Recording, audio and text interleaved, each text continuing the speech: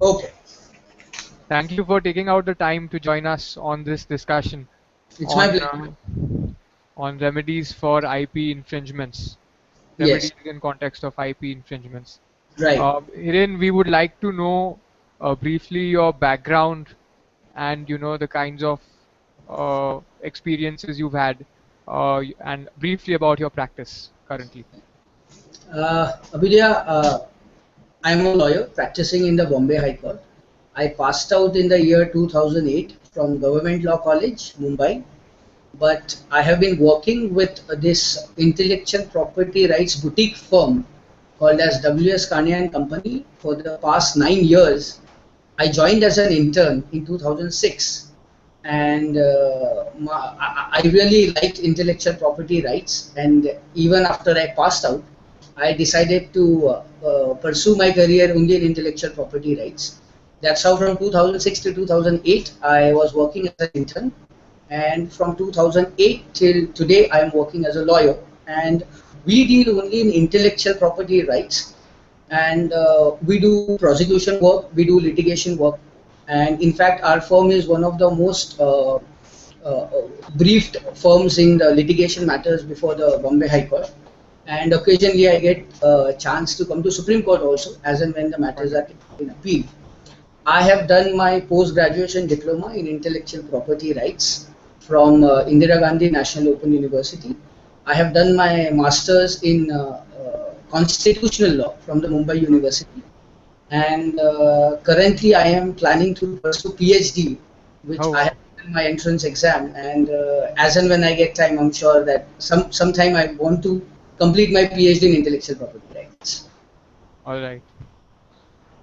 So okay, let's understand the kinds of damages or reliefs that any intellectual property owner can claim.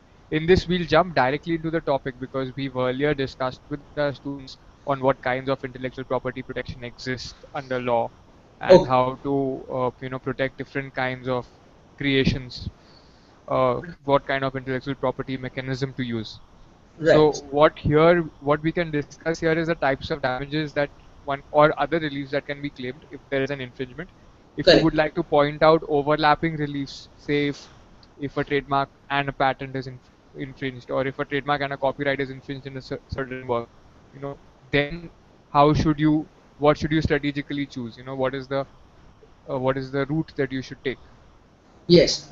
Abhijit, I think more than what are the reliefs, what are the kinds of reliefs that you can claim in case of infringement of intellectual property rights, I will try and specifically limit myself to the aspect of damages in Right. cases of infringement in intellectual property rights, because I think that is a very vast subject, and it will be interesting for all the students also to know what are the practical aspects that the court, as also the plaintiff, as also the defendant, they have to consider while claiming damages, and what are the aspects that the court considers while awarding damages. All So right. there are three kinds of damages typically which are claimed, which are granted or considered by the court. They are nominal damages, real damages, and punitive damages. Nominal damages basically have nothing to do with the actual damages that the plaintiff might have suffered and the actual damages that the plaintiff claims that the defendant's wrongful acts have caused to him when the plaintiff approaches the court. Nominal damages are basically to recognize that the defendant has infringed the plaintiff's intellectual property rights, and therefore the court generally awards easily nominal damages. So what happens, take for example a case where the defendant has not even started using a trademark, but as you are aware that in cases of say liquor, you need an excise permission from the excise commissioner. So what the plaintiff does in these cases is the plaintiff also keeps a watch. A plaintiff, by that I mean a company who's into the liquor industry. They keep a watch with the excise commissioner, and as and when they come across certain labels which are given to the excise commissioner for approval, the plaintiff, apart from objecting it before the excise commissioner, also files a suit in the court as a quia timate action.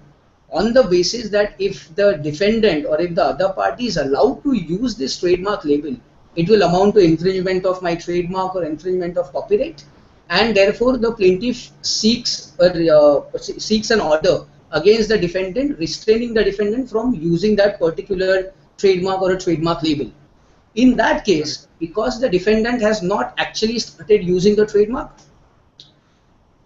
the damages which the plaintiff claims are only estimated damages, and there are no per se damages to the plaintiff.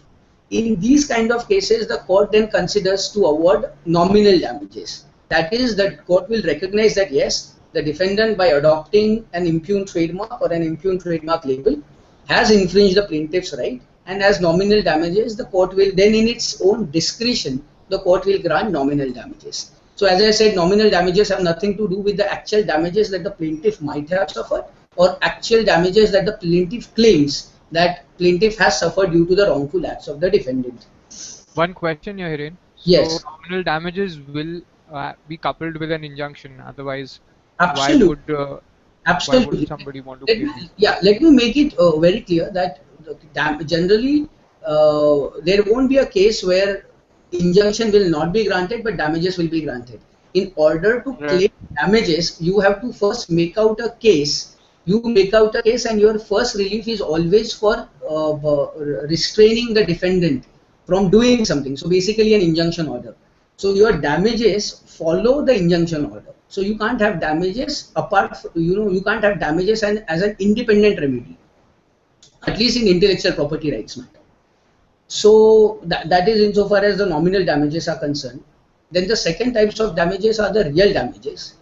Real damages are the damages that the plaintiff claims and plaintiff estimates that the acts of the defendant, because of the acts of the defendant, the plaintiff has suffered these damages, and that is how the plaintiff approaches the court.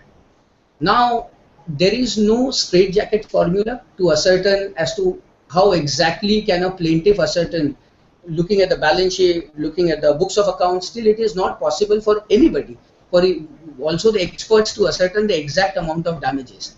So as and when the plaintiff generally approaches the court, the plaintiff always goes with an estimate. For example, a plaintiff will go and plaintiff will say that because of the wrongful acts or because of the infringement of my trademark or copyright or patent, I believe that the damages which have been caused to me by the defendant are to the tune of rupees, say 5 lakhs. Okay. And though there is no straitjacket formula, as and when the matter, as and when the suit proceeds for trial, this 5 lakh amount that the plaintiff claims, that 5 lakhs amount can also increase as also it can decrease. Ultimately, therefore, there are two options. Either you estimate and you tell the court that it is 5 lakh, I claim that it is 5 lakh rupees, and mostly what all the parties do is make an averment in the plaint itself. When you file a plaint in the court, you make an averment in the plaint itself by saying that though right now I claim, I estimate it at 5 lakh rupees. In case if after doing discovery, inspection, and after conducting an inquiry, if we come to a conclusion that the damages are way more than 5 lakhs, then we crave liberty to claim more damages from the defendant. So that is generally a pleading which you will see in each and every plaint which the plaintiff generally makes, which proves that it is an estimate and nobody can come up with a fixed formula. Right. Now, these damages are very hard to calculate even for the plaintiff, not only at the initial stage but also at the final hearing or after the trial of the suit proceeds. What happens is the plaintiff, in order to prove damages, there are generally two methods that we have seen over a period of time from judicial precedents. There are two methods which have been generally developed and which the courts follow and which the parties also follow. The first method is that I will take an example of, say, infringement of a trademark. So say I will take an example where the plaintiff's trademark is Hayward's 5000 for beer, and the defendant is using, say, example for Mountain 5000 for beer. Okay. In that case, the plaintiff files a suit, and the plaintiff says that because the defendant has used Mountain 5000 and 5000 is associated with me, 5000 is my registered trademark, therefore the defendant has infringed my trademark. the court grants an interlocutory order. The matter ultimately proceeds for trial. Now, during the trial, in order at the time of filing the suit, if the plaintiff states that the damages which I estimate are, say, rupees, for an example, say 1 lakh rupees. Now, just a bald statement in the plaint does not suffice. Even when we know that the turnover of, say, Hayward's 5000 is way more, and if somebody is using Mountain 5000, even in the remotest area, the damages which will be actually caused to the goodwill, reputation, and actual monetary damages to the plaintiff will be far more than 1 lakh. But generally, when the plaintiff claim even say damages of 1 lakh, the plaintiff at the time of the suit, they have to prove these damages. Right. How they prove these damages, and as I said, how to prove these damages and what are the factors that the court considers. There are judicial precedents, so there are two ways. In this case, for infringement of trademark, therefore the plaintiff will consider, say for example, if the defendant starts using a particular trademark, in our case Mountain 5000, defendant starts using, say, in the year 2012, and in 2013 the plaintiff files a suit.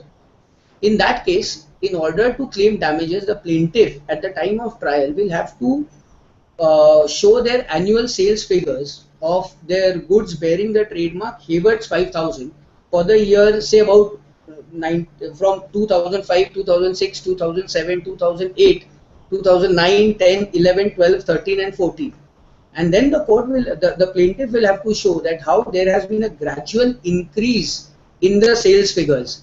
However, Okay. in 2012 or 2013, when the defendant started using the mark, the the percentage with which the sales were increasing, they have not increased to that level, or in fact, if the sales figures are less than the previous year, that Right. is, the plaintiff comes to a conclusion that you look at therefore my sales figure for past 5 years, and you look at the time when the defendant entered the market. Now Right. you consider the other circumstances, as in what was the government policy at that time, what is the nature of competition, what is the general trend in the market, and that is how the plaintiff develops a case, saying that had the defendant not used the impugned trademark, or had the defendant not come up with the impugned trademark which is similar to my trademark, I would have made this amount of money, and therefore because I was not able to make this amount of money, it has to be because of the defendant and defendant's use of the impugned trademark. So that is one way how the plaintiff generally calculates, and that is one way which the court also takes into consideration. Hmm. The second way in which the court considers is where the plaintiff is unable to give, say, a very big company, say somebody like Hindustan Unilever, or any, for that matter, any FMCG big company, which is unable to give sales figures of independent products because of the number of products that these companies manufacture. In that case, what the court considers is, the court then asks the plaintiff to give the general annual turnover of the plaintiff. And the court considers that what was the general annual turnover of the plaintiff for, say, for example, last 5 years. Okay. And in that annual turnover, what was the share, or what was the percentage of this particular trademark. And on that basis, the court then considers that has there been any increase or has there been any decrease in that sales turnover for the percentage of the products after the defendant entered the market.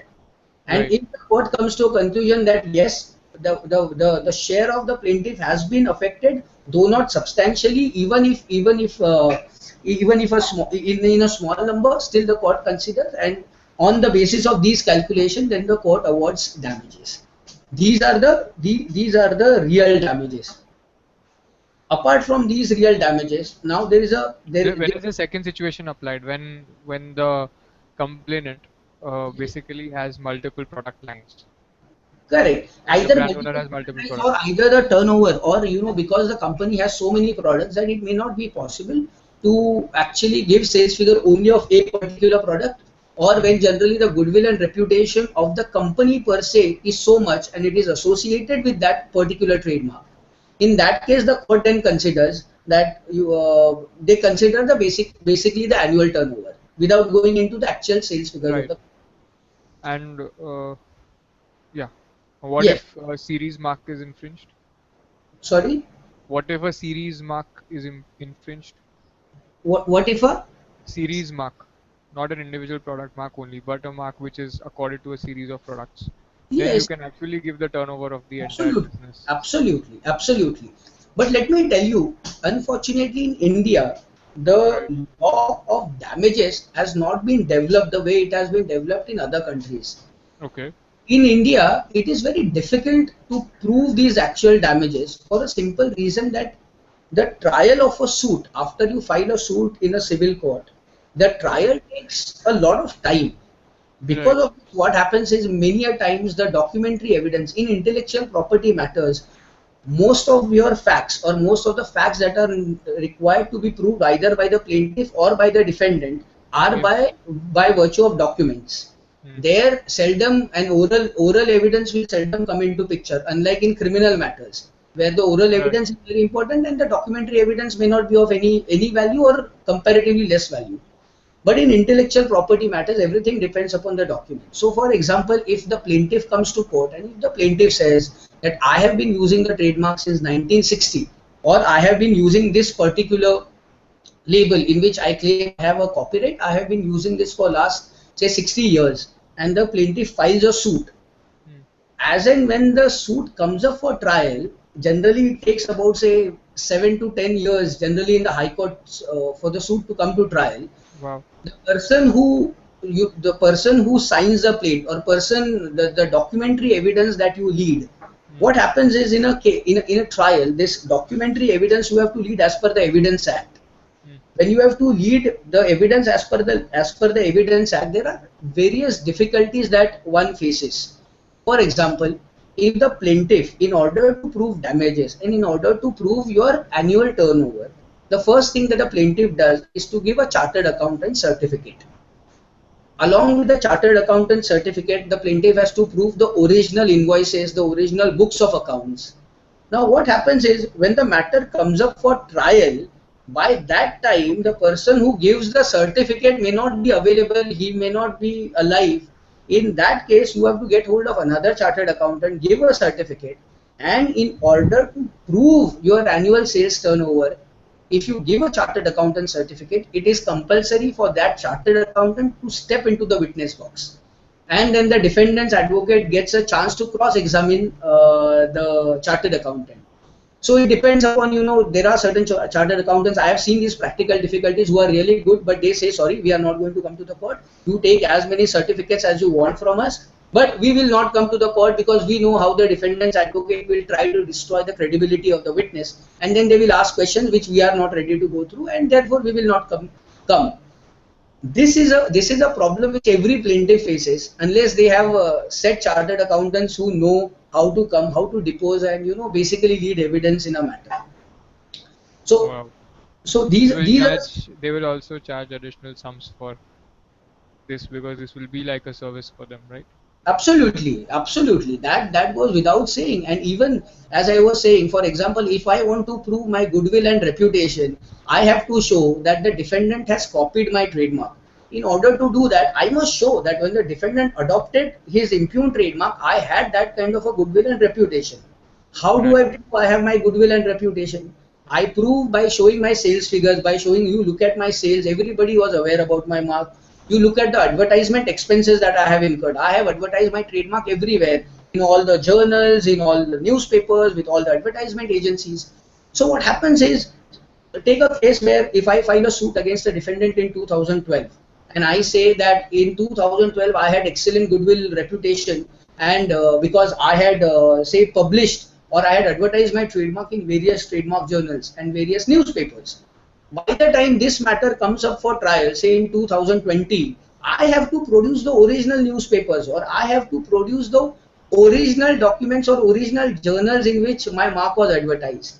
Therefore, all these things become really difficult. Not only I have to produce the original journals in which my trademark or my work is advertised, but I have to also depose. I have to get the person who actually published it. I have to get hold of him. I have to lead his evidence. He has to step into the witness box. There are certain averments that only that person has to make. Then it becomes extremely With difficult to respect do to the all. advertisement of the mark. Yeah, so therefore it becomes very difficult to do all these things, and because you have to do it as per law and not in any other manner. And the law is very clear. The Indian Evidence Act is very clear on all these things, how to prove a document, or basically how to prove journals, how to prove newspapers. You have to follow that procedure. If the plaintiff is unable to follow that procedure, the judges also, of course, cannot use discretion when it comes to real damages. In case of nominal damages and punitive damages, to which I will come in a minute, there the judges can, of course, use discretion. But in real damages, there is no discretion. In real damages, the plaintiff has to prove. If the plaintiff comes up with a case that the Defendants Act, because of the Defendants Act, I have suffered these many damages, until and unless the plaintiff is able to prove, he will not get even 1 rupee as real damages. Which, as I was saying, therefore, in India, because of all these practical difficulties, the law, insofar as the real damages is concerned, is not very well developed. But fortunately, the courts in India have been very encouraging, in a sense that nowadays I have seen that the courts have been granting punitive damages. And these punitive damages basically are granted as corrective justice, if I may call it, because because of the punitive damages, they try to create a deterrent effect amongst the defendants.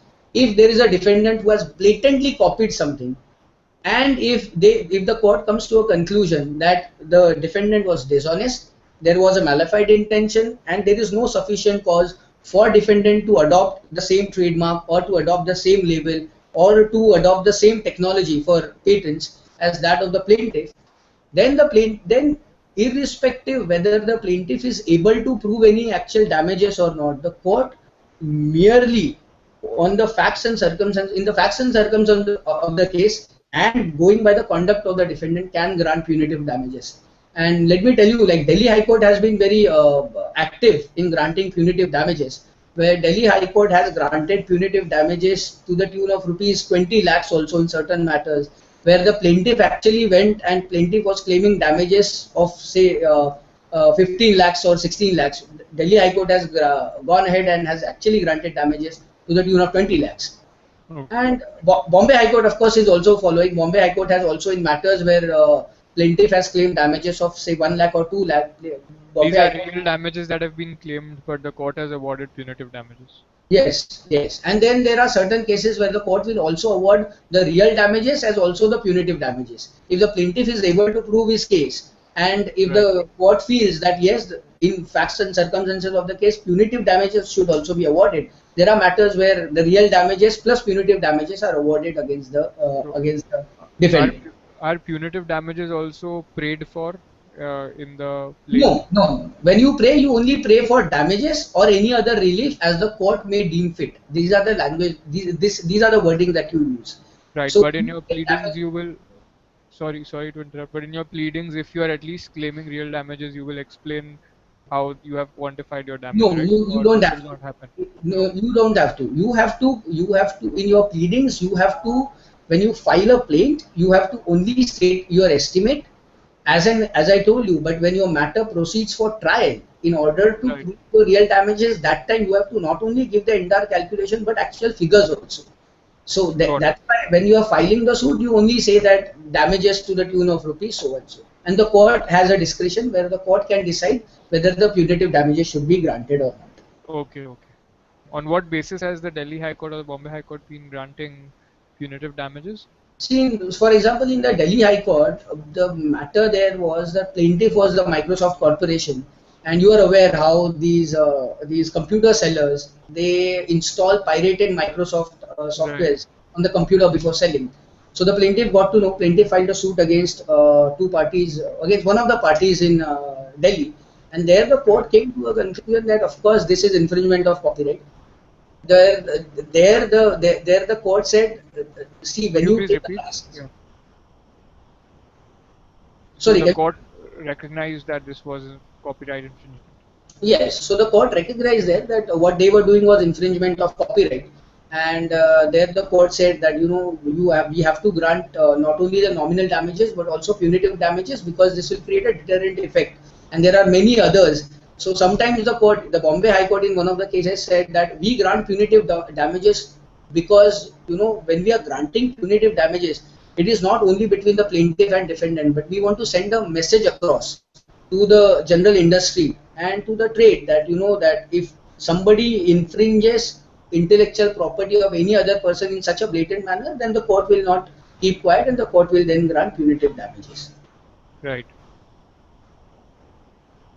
So basically, these are the three kinds of damages, and this is how the damages are calculated. And in the trial, this is how the damages are basically proved by the plaintiff. I will now come to the alternate relief that you claim, that one has a right to claim apart from damages, is account of profits. So when we file a suit against any defendant, we proceed on two One bases. second. Yes. Just if you can recap the situations when a court will award punitive damages, like what kind of conduct is necessary to yes, I will take establish. and dishonesty. One more question. And would the party, at least in oral hearing, argue for punitive damages? Yes, absolutely. See, for punitive damages, you can't lead any evidence. Punitive damages is in the discretion of the court. After going through the facts and circumstances, and after going through the evidence, the court has to make up its mind whether this case deserves any punitive damages to be awarded to the plaintiff and against the defendant. But at least the lawyer must make that claim. I will tell you very honestly, in Bombay High Court, in some of the cases, even when the lawyer has not specifically argued for punitive damages, the court has gone ahead and the court has said that in order to create a deterrent effect, we are also awarding punitive damages. Okay. But 99% of the time, of course, the lawyers, they do ask for punitive damages as well. Okay. And what are the situations? What is the kind of conduct that you want that is required to be demonstrated? Yes. So first of all, the court generally comes to a conclusion that there was a dishonesty in adoption and use of the work by the defendant. So the conduct of the defendant is seen, and the court has to come to a conclusion that there was a dishonesty, that the conduct of the defendant was dishonest. Second, that there was malified intention.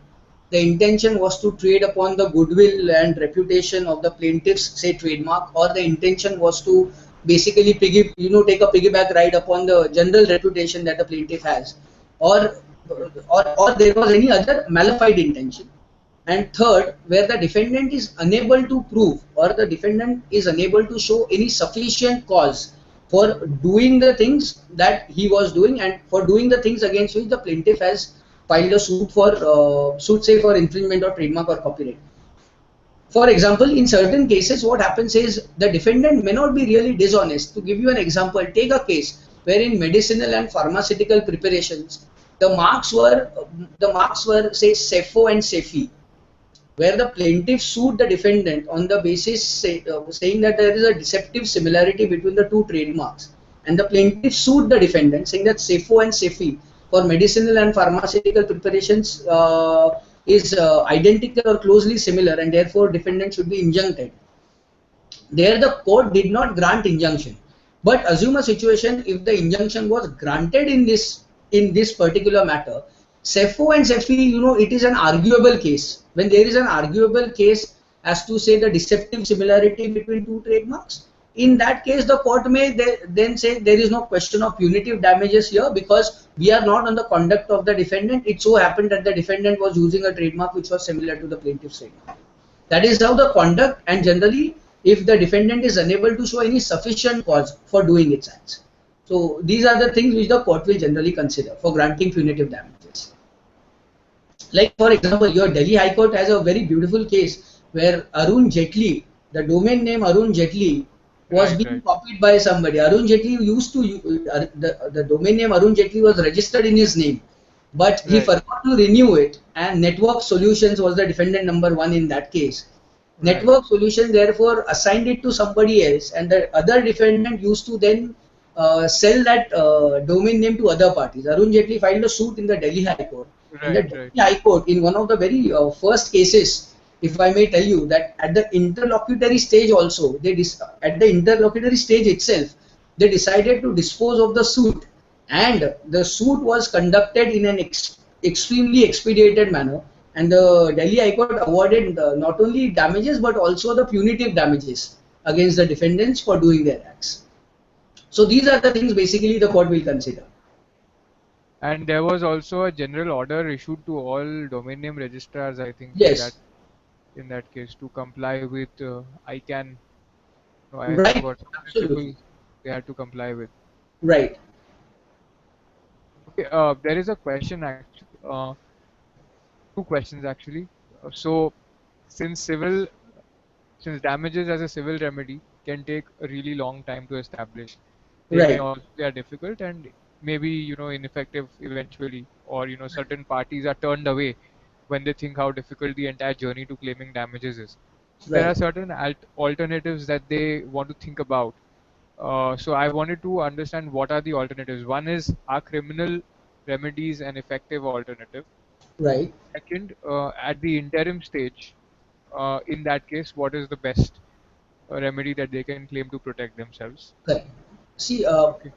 in intellectual property matters, unlike other normal civil matters, the battle actually gets over at the interim stage itself. Right.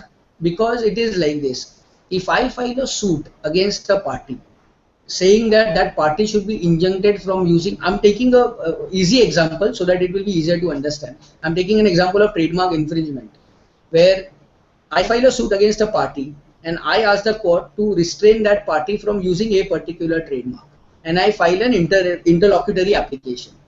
Right. Now, if the interlocutory application is allowed and if that party is restrained from using that particular trademark, understand, after 10 years when the suit finally proceeds for trial and at the final hearing the defendant has already lost interest. The defendant generally loses interest in 10 years because you are not, it is not like a land, no, it is not like a land or a flat which property you have. Trademark will lose its significance as a trademark if it is not used. Therefore, that property, though it is there for the namesake, that trademark as a property is there for the namesake, the defendant cannot do anything about it.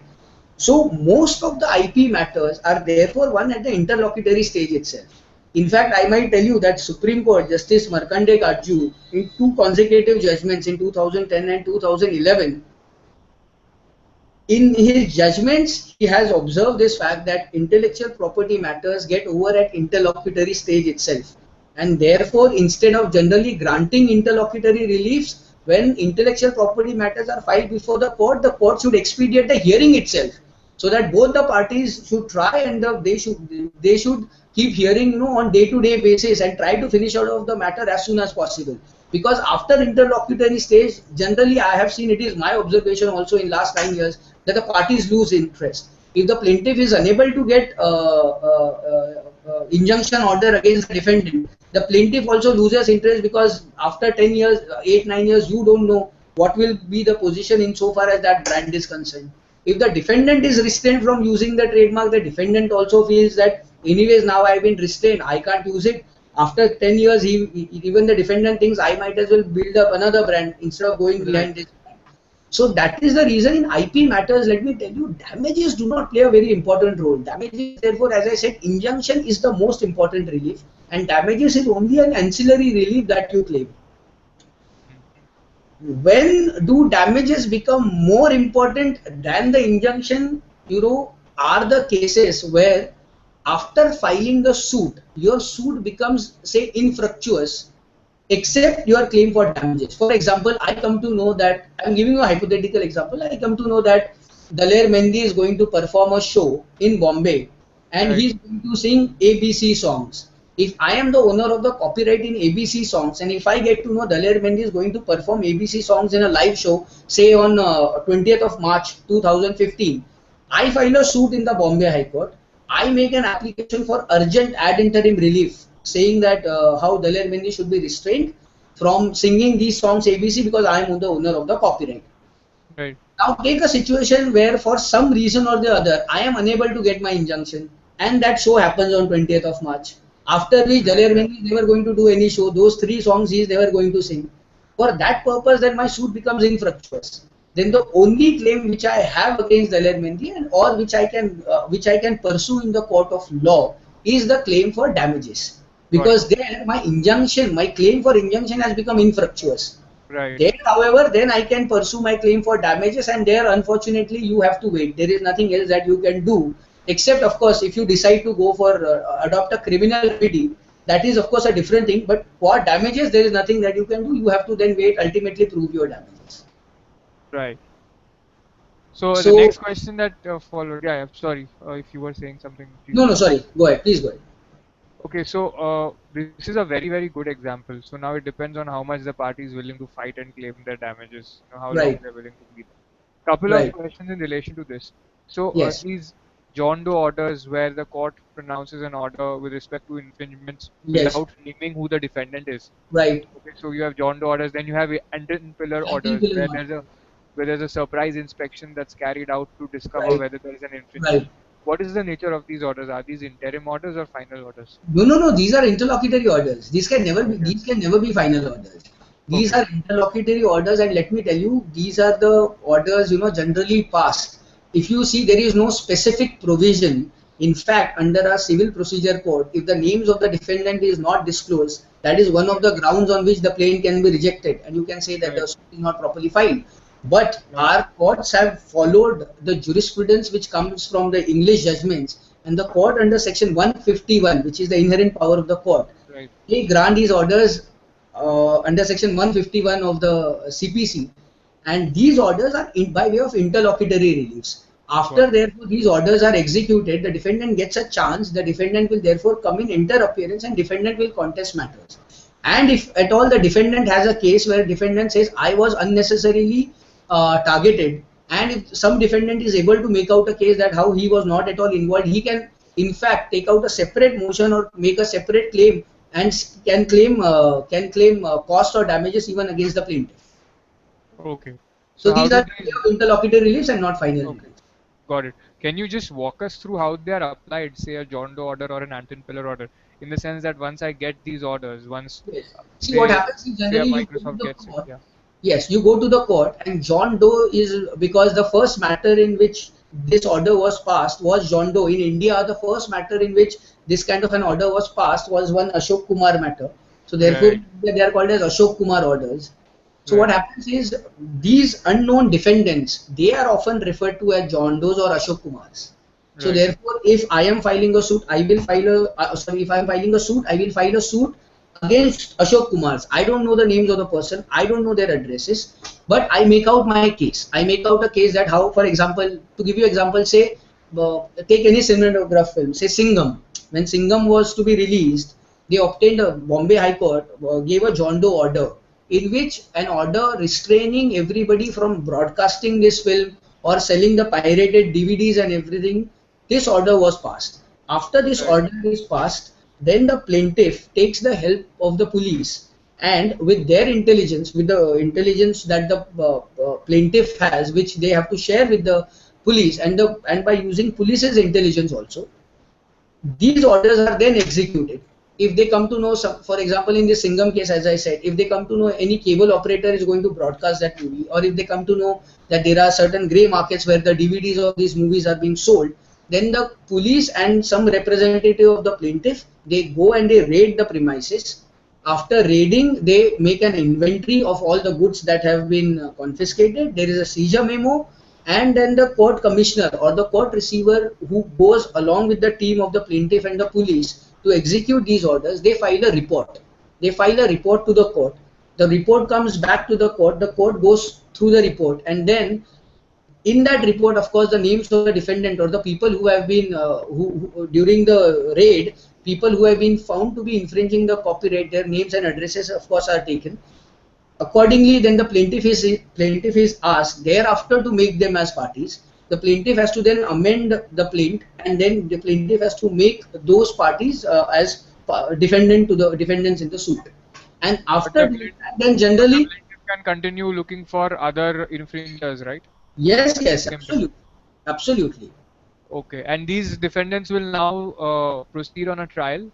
Yes, the defendant, they will get a chance to say, they will get a chance to file the reply, they'll get a chance to file the written statement. As I told you, if somebody is raided, and if somebody is of the opinion that he had nothing to do with it, he can of course file reply, and he can say that I have been charged or I have been made a party for no reason, you please don't make me a party, that I don't have to be a part of these proceedings, or I don't have to be a part of this suit.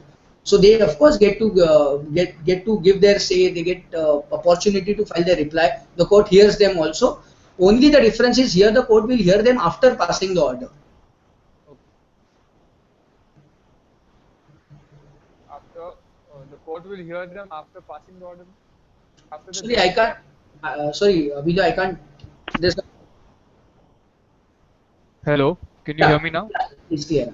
The court will pass as in the court has passed an and pillar or a John Doe order, and next, after hearing the parties, it can confirm the order for them. Either confirm or amend or change or alter or Okay, okay, got it. see, if I may tell you that not only John Doe orders, but under Order 39 of CPC, Right. after filing an interlocutory application, there is a provision where if I feel there are cases, for example, take a case of Microsoft only. If I know that a particular person is reproducing or making copies of the software, I Right. know that if I file a suit and if I file an interlocutory application, as you know, you have to give a notice to the other side and you have to tell the defendant that I have filed this kind of a suit and my interlocutory application will be coming up for hearing on this day against you. So you Right. may represent if you so desire. Now, in many cases, what happens is I know that the moment I give this kind of a notice, the first thing that the defendant will do is that he will stop doing what he was doing and he will flood the markets with his counterfeit products, or he will make sure that he stocks it somewhere else, or he hides basically the infringing products. In Hmm. this case, there is a provision under Order 39 whereby I can move the court ex parte and I can tell the court that the reason that I'm not giving the notice to the other side in this case is because I know the moment they get the notice, they are going to either flood the market with the counterfeit products or they are going to hide the products. So therefore, I am coming to you. You please give me an ex parte ad interim relief. At the same time, I have the opportunity of asking for a court receiver also. A court receiver, you ask a person in Bombay High Court, the practice is office of the Bombay High Court where there are dedicated officers who will come with you to conduct these raids or who will come to execute these orders, and What is then the relationship of the receiver with these officers? no, court receiver is the officer. There is an Okay. office of the court receiver which is associated to the Bombay High Court, and Yeah. he looks after these disputed properties. And as I Yeah. told you, if I take a court receiver, if I take a John Doe order, or if I take an ex parte order, sometimes I also tell the court that why don't you also appoint a court receiver? So we'll go, Okay. we'll conduct the raid, and when we conduct the raid, we will immediately seize the products. The court receiver will make a report, and court receiver will file the report with you. Okay. Okay. In Delhi High Court, the system is different. In Delhi High Court, there they don't call it a court receiver. They don't call him a court receiver. They call him a court commissioner. And there is Right. no Right. separate office of a court commissioner in Just Delhi. one second. Just give me a second. I'll just be back in a minute. Give me a Yes, minute. yes.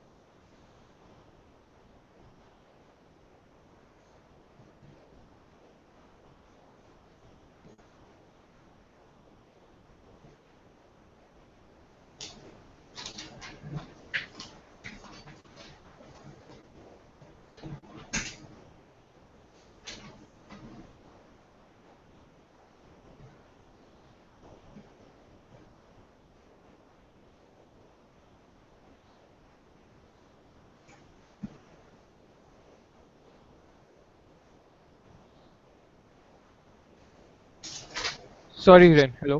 Yeah, yeah. Yeah. Sorry. Yeah. So we were discussing that in Delhi, there is a there is a commissioner There's who is a, appointed by the court. yeah, commissioner, and commissioners are generally these young lawyers which the Hmm. court appoints, and then the commissioner plays the same role as the court receiver plays in Bombay High Court. Right. So even Receivers that usually were also, appointed. sorry, Sorry, the that also, consul. I'm No, I sorry. didn't get you. Okay, so receivers, we understood as they are appointed in respect of disputed properties. So any Yeah, income that is generated for that property is kept with absolutely, the you are right. receiver. You are right.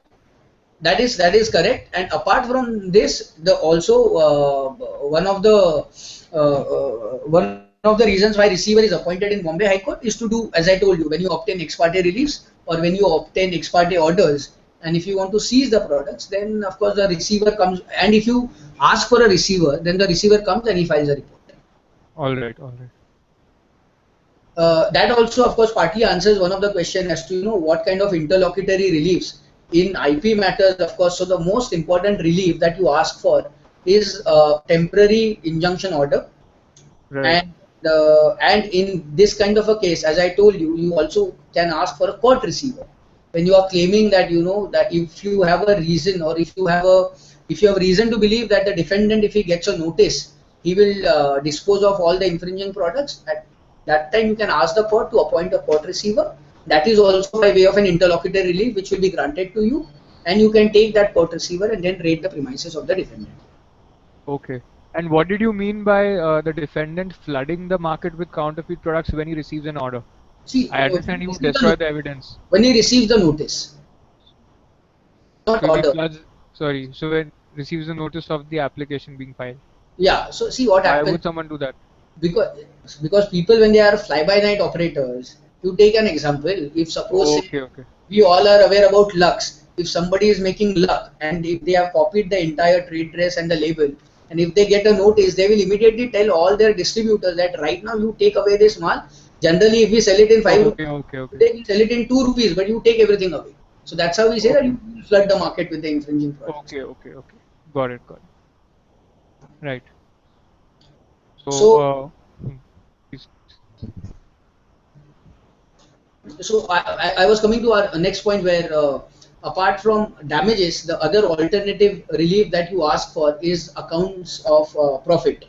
Right, Basically, in damages, you say, I claim from you, the damage that I have sustained because of your wrongful acts. This is what the plaintiff tells the defendant. And in right. case of accounts of profit, the plaintiff says, I claim from you whatever you have earned because of your wrongful acts. Now, let me tell you that these No, two, one second. Can you repeat that? So, yeah, see, in cases of damages, the plaintiff says, I claim from you that damage that I have suffered because of your wrongful acts. right, right. And in case of account of profit, the plaintiff says, I claim from you the money, or the basically what you have made out of your wrongful acts. Right, The profit, basically, I claim from you the profit which you have made from your wrongful acts.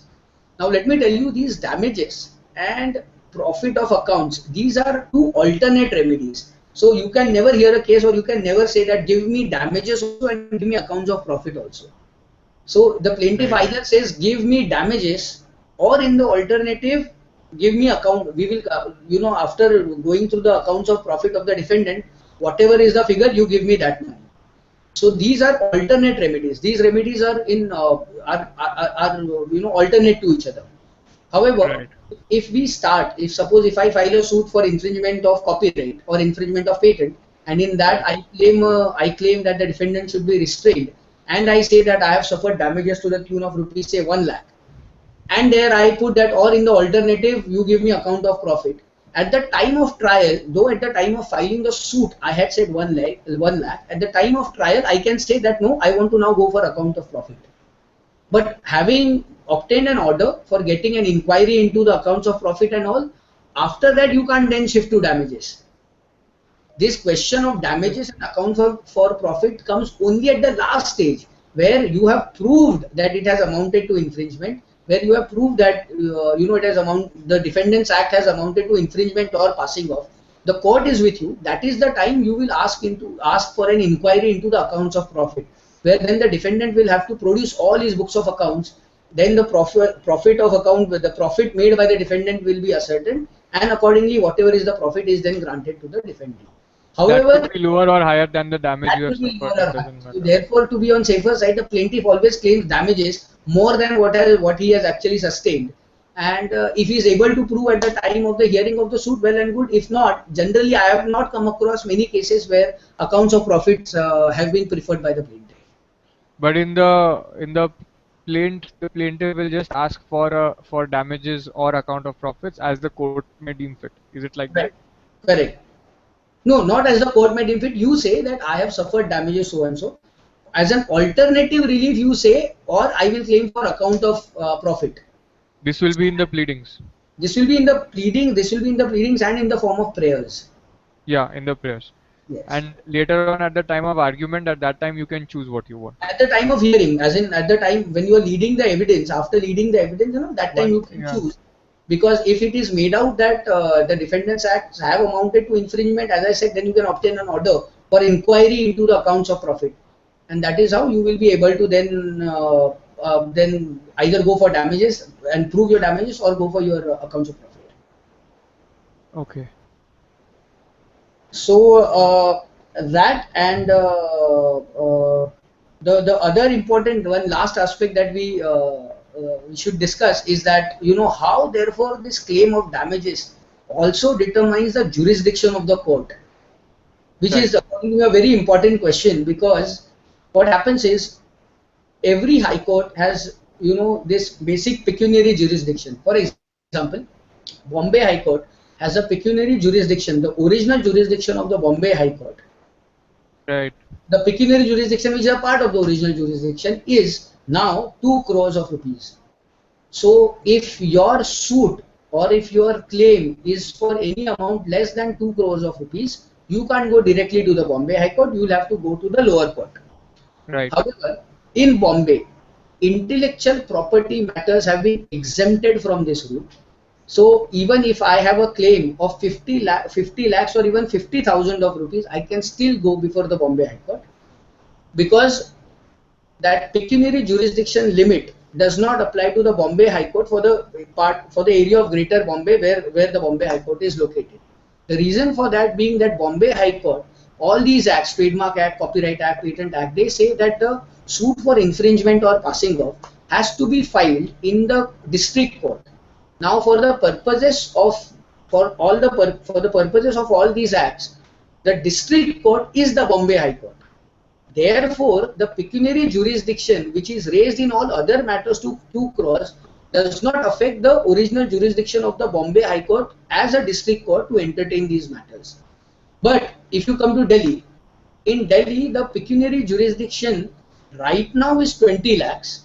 But there is, I am told that there is already a notification where they want to increase this pecuniary jurisdiction to 2 crores. And the only reason why this notification has not been made, is not finally allowed till date, is because the intellectual property lobby in Delhi is opposing it. So they are saying that either you do what Bombay has done, where you exempt the intellectual property matters, because as I told you, in intellectual property matters, the main claim is, the main relief that you seek is for injunction and not for damages. Right now, because it is 20 lakhs, so anything below 20 lakhs, you go before the district courts. There are 7 district courts in Delhi. So you go before the district courts in Delhi. Anything above 20 lakhs, you will go before the High Court, Delhi High Court.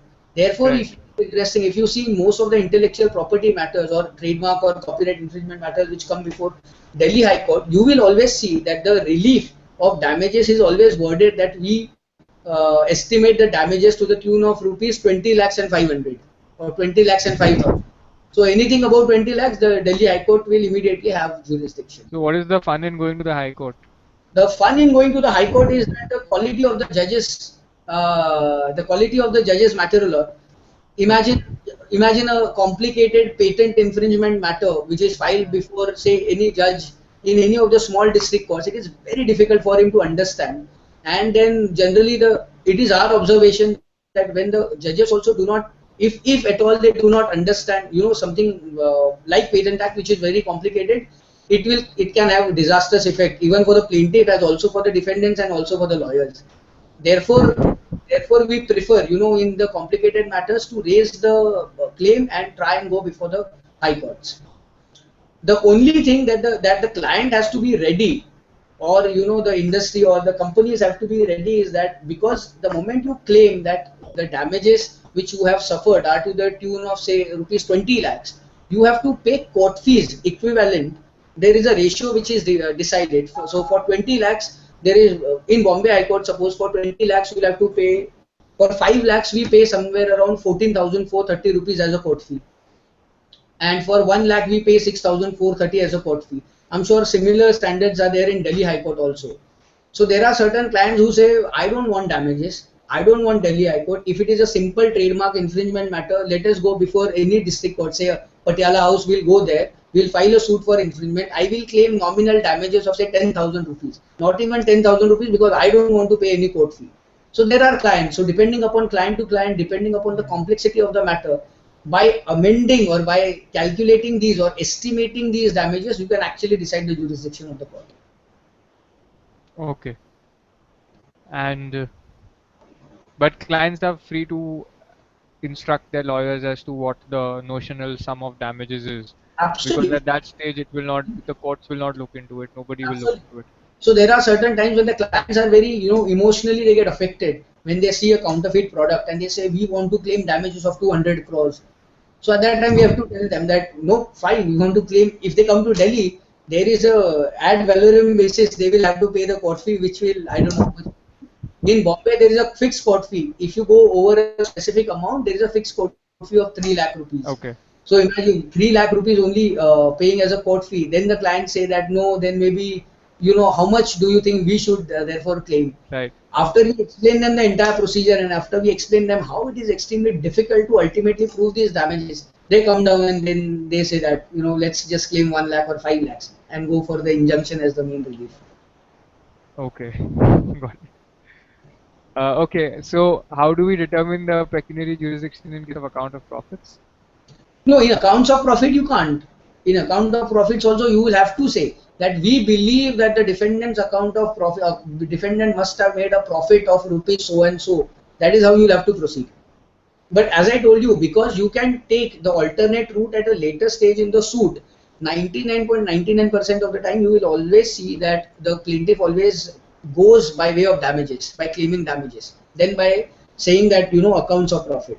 And either ways they take it as an alternate remedy, but it's just that how does the plaintiff plead in the suit, it will make a difference. Okay. So once the account of profits is ordered and once it is determined, that's when he pays the court fee? No, he has to pay some. When I go to the court and when I say that I think defendant has made 5 lakhs of rupees, that time I have to upfront pay 5 lakhs of rupees and I have to give undertaking. As I told you in the beginning, every plaintiff gives an undertaking that in case if the damages or in case of account of profit, in case if it is after calculation and after going through the documents, in case if it is concluded that that amount is substantially bigger than 5 lakhs of rupees, I undertake to pay the necessary court fees. For example, then they will have to again pay that additional court fee. For example, in that Microsoft matter of Delhi High Court, which I was telling you, there incidentally you will see the decree was passed for 20 lakhs. And I don't think, because as I told you, the damages awarded by the court were actually more than the damages which were claimed by the plaintiff. The last line of the judgment says actually that the plaintiff has undertaken and the plaintiff will pay the additional court fees in the matter. Okay. So that is how it That will was work. punitive damages, right? So when there is account of profits, there's a fixed court fee with an undertaking. Fixed court fee, right? Correct. Fixed With court an fee, undertaking. depending on, as I told you, there is a chart. Bombay High Court, Delhi High Court, there is a chart. Bombay High Court follows Bombay Court Fees Act of No, 19. that's fine. If you follow a chart, my confusion was that in an account of profits, you don't have any estimate beforehand. No, of course, yes. See, account of profit is just the wording. The moment you say that the defendant, according to me, has made profits of 5 lakhs, you immediately see the chart which is applicable to damages or account of profit. It's the same amount. So whatever court fee you pay on 5 lakh rupees damages is the court fee that you will pay even on the 5 lakh rupees which you claim as the profit made by the defendant. Okay, so you are giving an estimate beforehand also, even in the case of account of. You have to. Unless you do that, imagine, unless you do that, if you want to go to Delhi High Court, unless you say you estimate the profit to be more than 20 lakhs, you can't go before the Delhi High Court. Yeah. Okay, got it. So there were a couple of small questions that Yeah, were there. No, actually there were four small questions. One was that have you seen criminal remedies being invoked in IP infringements? absolutely. We do Like in punitive day-to-day. damages is one part, but the other side. Yes, yes, absolutely. In fact, let me tell you, when we feel that criminal remedy, let me tell you that depending upon the facts and circumstances of certain cases, where we feel that the defendant therein is a white collared person, and he will get scared the moment criminal complaint is filed against him. We in fact insist and tell the client, if you want immediate remedy, you please file a criminal complaint. But of course, criminal complaint is a different ball game altogether. All the clients and especially these corporates and all big companies, they are not ready for criminal complaint. They prefer civil remedies. But let me tell you that civil remedies and criminal remedies in respect of a same cause of action, say for infringement of trademark, Yeah. are mutually exclusive. So Yeah. so therefore, if I want, I can file a suit for infringement of trademark, and at the same time, I can also file a criminal complaint Right. for infringement of trademark or copyright or But you haven't seen Indian promoters, promoter-owned businesses filing these against foreign companies yes, or who are putting in, foreign companies, no, not which are really. operating in India through subsidiaries. Yeah, see, as I told you, it depends upon the nature of the products that they are dealing in. And I have not come across many foreign companies either filing criminal applications or criminal applications being filed against foreign companies. Hmm. Most of the times these are domestic parties and relatively small parties. I have not heard many corporates also, actually big firms or big companies choosing this remedy of taking criminal action. Okay, can we discuss the efficacy of these remedies? Which remedy? Criminal remedy? Criminal, yeah, yeah. How does it work? How does it play out really? Because are magistrates trained to No, adjudicate yeah. on these matters? So how does it play out? See, I'll tell you what. Till the time the evidence is finally led, and till the time the final hearing of the complaint happens, everything is so procedural that the magistrate, like for example, in why the example which I gave you with the district court of a complicated matter, say a patent infringement matter, a complicated matter, will not apply here, because for patents, for example, there is no criminal remedy.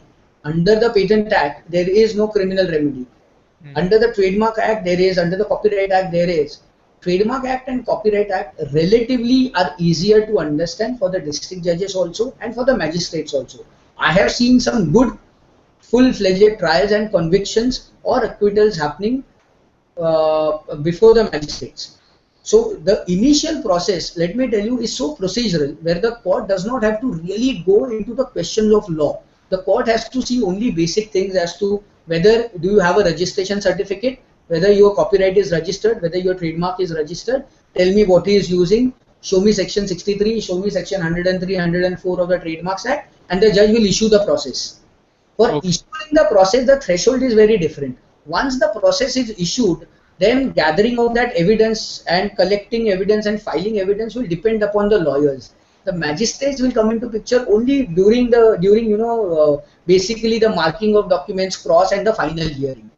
So therefore, I have seen these to be very effective.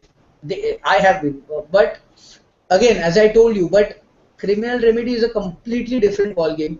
The plaintiff, the complainant also has to make, in a civil case, the complainant does not have to remain present. The plaintiff, he does not have to remain present every time the matter is listed.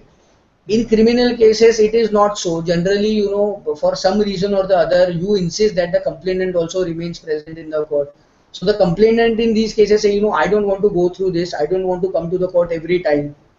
Therefore, they prefer civil remedies. But There is no exemption from appearance in criminal law, is it? yeah, if you therefore talk about the efficacy, yes, of course they are efficient. But as I told you again, we come back to the same question that what is the main relief that you claim in infringement? It is injunction order. If you want an injunction order, you file a suit. You take out an interlocutory application. You file an application for ad interim relief. In a given case, within 1 week, you can do No, I everything. had a question. Sorry, 1 week, within 1 week? Within 1 week, in a given case, you can file Yeah. a suit. You can take out an interim application. We have done it. We have filed a suit. we have taken out an interlocutory application and we have obtained ex parte ad interim relief within period of 7 days. So in a given case, that is possible, which is not possible. This kind of a quick remedy is not possible in a criminal action. Yeah, agreed. Although the person may get scared and come to Precisely. That's why I said no. It depends upon the facts and circumstances of the case, the nature of the case, the nature of the goods, the kind of parties which are involved. So it is a strategic decision that the lawyers and the client they take together. Okay, very nice. This was a very interesting discussion. Okay, another question was on IP arbitrations.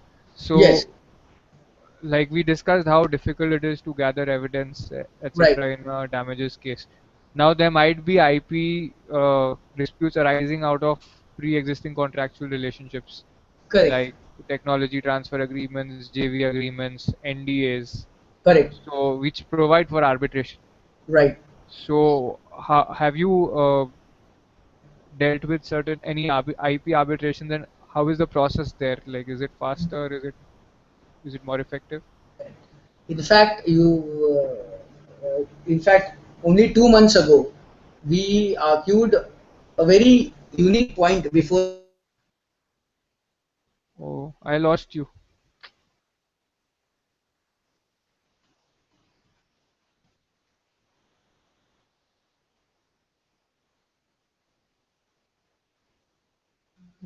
Hello.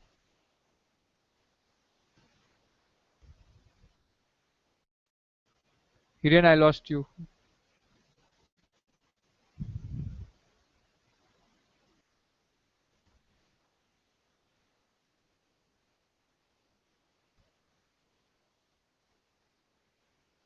Hello.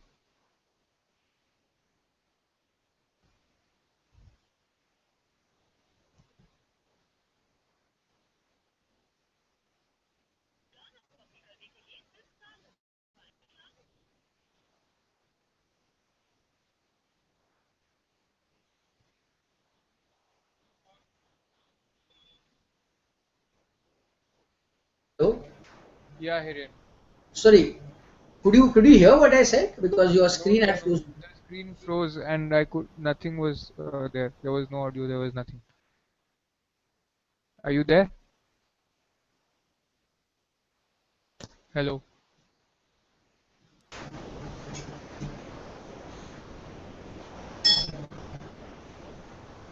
Yeah, Hiren.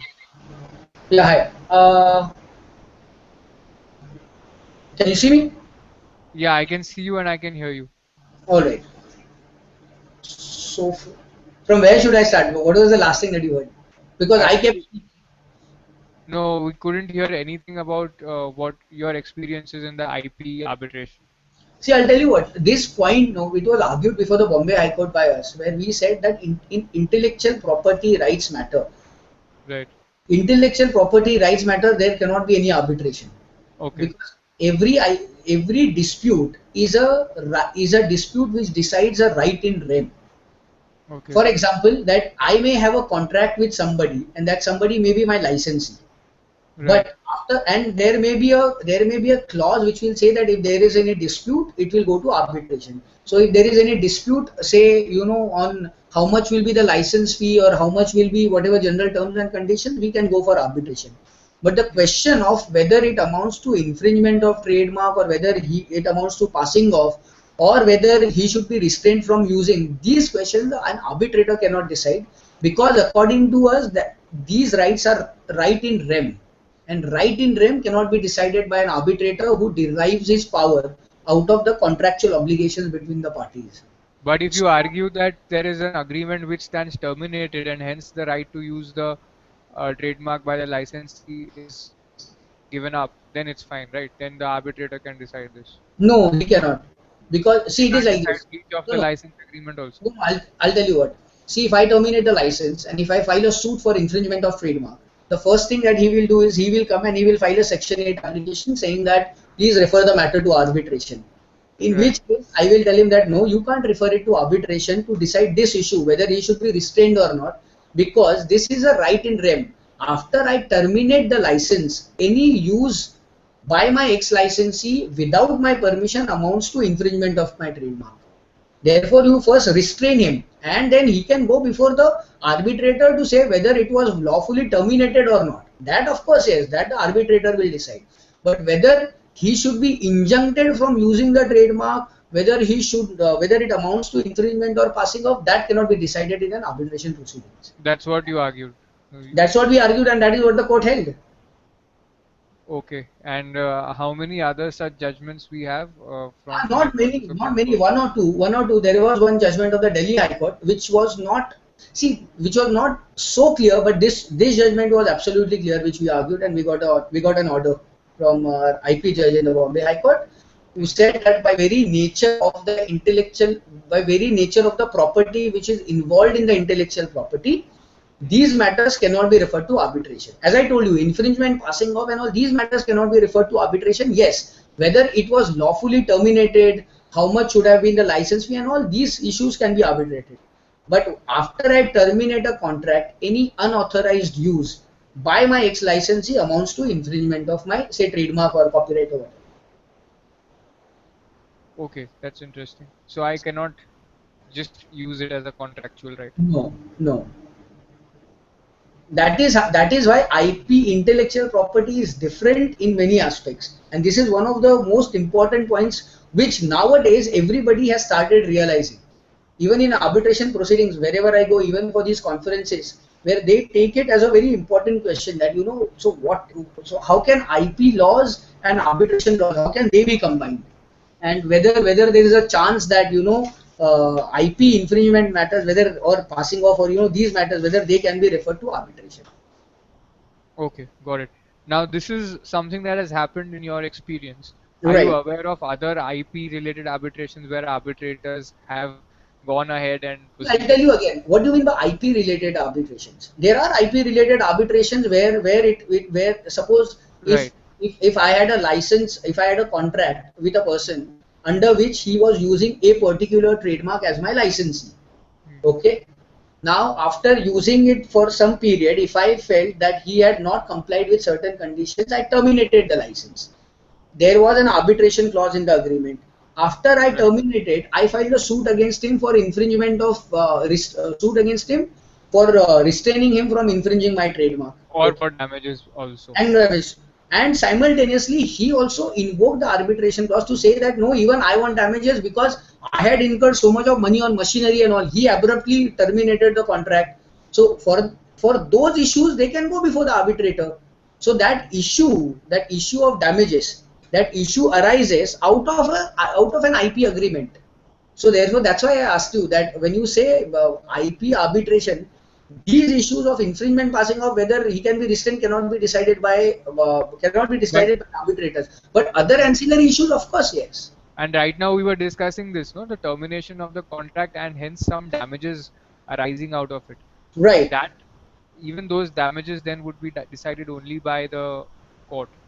The court the damages which the plaintiff will say that because of his unauthorized use after I terminated the license, he has caused damages to me, which I estimate to be rupees, say 1 lakh rupee. That 1 lakh rupee I will have to then prove to the court. What the defendant will try to prove before the arbitrator is different. He will try to prove that because he illegally terminated my contract, damages were caused to me, and those damages he will try to prove before the arbitrator. Arbitrator, that's fine. But the plaintiff in that case where he was claiming damages Yes. cannot distinguish his contractual claim from that of trademark No. infringement. No. No.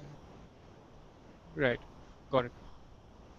So So this it's a is very interesting issue, but at least Bombay High Court, and as I told you, there is one judgment of the Delhi High Court also, which says that IP matters per se, because these rights involved are rights in rem, you cannot therefore refer these matters to arbitration.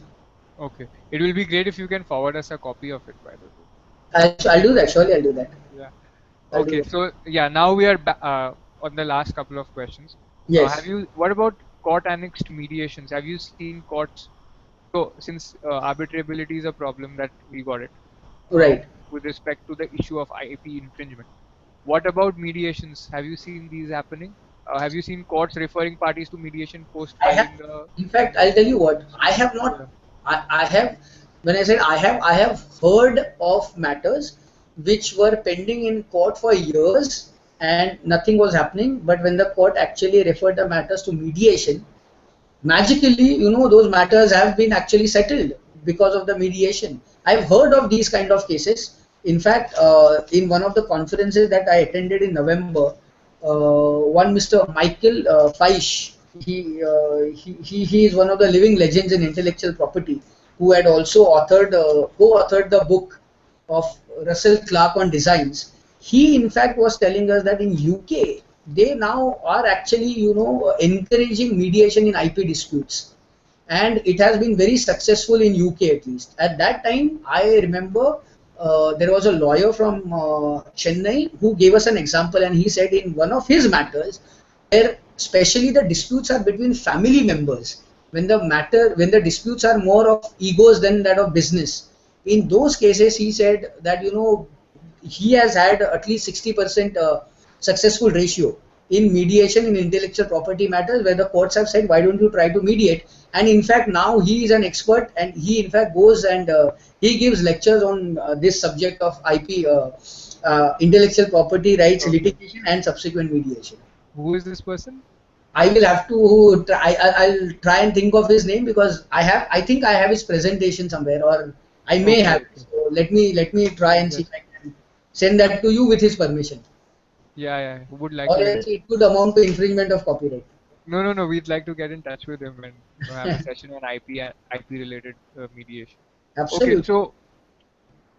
so we've discussed all of this. Pecuniary jurisdiction was quite important, to know. Yes. Any pointers on territorial jurisdiction? Because Territory. this will have implications for somebody's litigation strategy. So a I tell plaintiff you will what. want to I choose. will tell you what, Abhijaya. I can do a separate session only on this question of Oh territorial wow. jurisdiction, because for a simple reason that I have been going to Delhi to Supreme Court to attend a matter for in last 2 months, which is only on a limited point of territorial jurisdiction, and this is such an interesting point, and the amount of research that we have done, the law that we have come across. So therefore, it won't be fair Okay, to okay. sum up or even try to begin the territorial jurisdiction aspect right now. We'll For see. IP. Yeah, for IP, for intellectual property rights. Yeah, yeah. Because Okay. for intellectual property, there are certain exceptions which are provided, which override the provisions of civil procedure code. So we will Wow. do a separate session on this with Sure, good sure. with what are the relevant provisions, so that can help. That will be amazing. Sure. Great, great. So, thanks, Hiren. Uh, I will actually get in touch with you on this separate session. Absolutely, We're going to absolutely. get.